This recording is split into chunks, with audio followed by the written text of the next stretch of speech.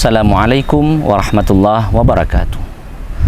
Allahumma lakal hamdu bil iman, walakal hamdu bil islam, walakal hamdu bis siyam, walakal hamdu bil qiyam. Allahumma salli wa sallim wa barik ala sayyidina Muhammad wa ala alihi wa ashabihi ajma'in. Rabbi syrahli sadri wa yassirli amri wahlul uqdatan min lisani yafqahu qawli. Rabbi zidni ilman warzuqni fahman. Pemirsa, kaum muslimin dan muslimat yang dimuliakan oleh Allah Subhanahu wa ta'ala, pada kesempatan yang berbahagia ini kita akan menyampaikan sedikit tema tentang doa bisa merubah takdir. Kaum muslimin dan muslimat yang dirahmati oleh Allah Subhanahu wa ta'ala, sebelumnya kita perlu tahu bahwa takdir itu ada dua. Yang pertama itu mubram, yang kedua ada mu'allaq. Mubram itu adalah sesuatu yang tidak mungkin kita robah dan tidak bisa kita pilih. Contohnya jenis kelamin, kita tidak bisa request kepada Allah kita ingin laki-laki atau perempuan. Dan kita juga salah satu takdir mubram itu kita tidak bisa memilih kita lahir dari rahim siapa. Maka sering ada candaan dari kaum milenial ketika ditanya, jika engkau bisa bercita-cita dan memilih, engkau ingin lahir dari keluarga mana? Semua menjawabnya keluarga Raffi Ahmad. Nah, kaum muslimin dirahmati oleh Allah Subhanahu wa ta'ala, itu contoh takdir yang tidak bisa dirubah tentang kelahiran, kematian, dan jenis kelamin. Namun yang ingin kita bahas adalah takdir mu'allaq yang masih bisa dirubah. Bahkan almarhum Muhammad Arifin Ilham pernah berkata bahwa takdir itu bisa dirubah dengan dua cara. Yang pertama doa, yang kedua ikhtiar. Kaum muslimin dan muslimat yang dirahmati oleh Allah Subhanahu wa ta'ala, takdir yang bisa dirubah itu adalah takdir mu'allaq, tergantung dari ikhtiar dan doa kita. Oleh karena itu, sesuai dengan firman Allah Subhanahu wa ta'ala, innallaha la yughayyiru ma biqaumin hatta yughayyiru ma bi anfusihim. Allah itu tidak akan merubah kondisi sebuah kaum, tidak akan bisa merubah kondisi kita kalau kita memang tidak ingin merubahnya sendiri. Dan hadis Rasulullah SAW, la yaruddul qadar illa bidu'a, la yaruddu al qadar illa du'a. Ya, qadar itu, takdir itu bisa dirubah hanya dengan doa. Para pemirsa yang dimuliakan oleh Allah Subhanahu wa ta'ala, ada seorang saudagar kaya dari Saudi Arabia.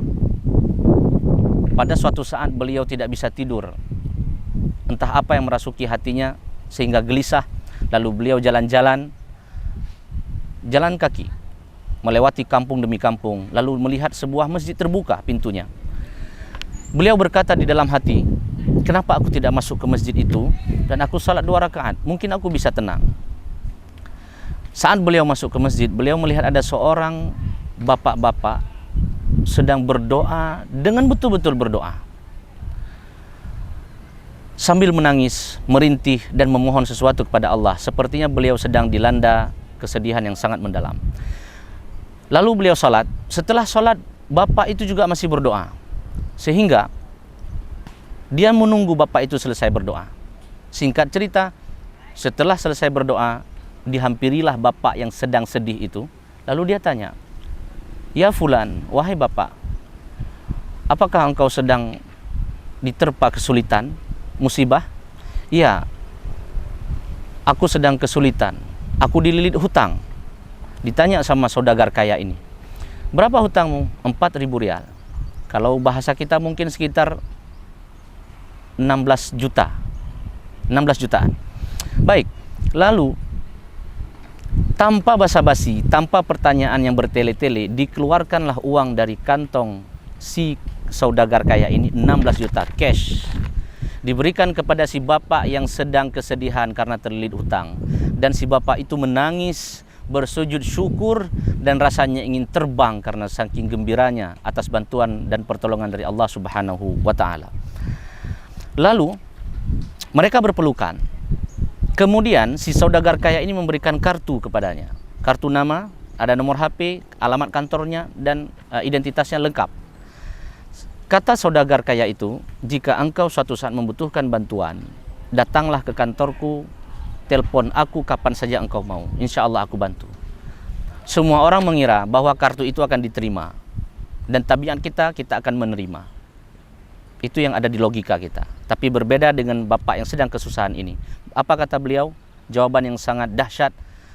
Syukran ya akhi, ana la ahtaju ila hadhil bitaqah. Terima kasih wahai saudaraku, aku tidak butuh kartu ini. Mohon maaf bukannya sombong, tapi aku masih punya Allah. Jika aku bermasalah, aku terlilit hutang, apapun masalahnya, aku akan kembali ke masjid, aku akan berdoa, dan pasti Allah akan memenuhi doaku, akan mengabulkan doaku sebagaimana yang terjadi pada malam ini. Lalu mereka berpisah dengan sangat gembira dan penuh haru. Jamaah yang dimuliakan oleh Allah Subhanahu wa taala. Terakhir sebagai pesan guru saya, bedakan antara berdoa, membaca doa, dan mengulang hafalan doa. Sekali lagi saya ulang, bedakan antara berdoa dan membaca doa atau mengulang hafalan doa. Barakallahu fikum, wabillahi taufiq wal hidayah. Assalamualaikum warahmatullahi wabarakatuh.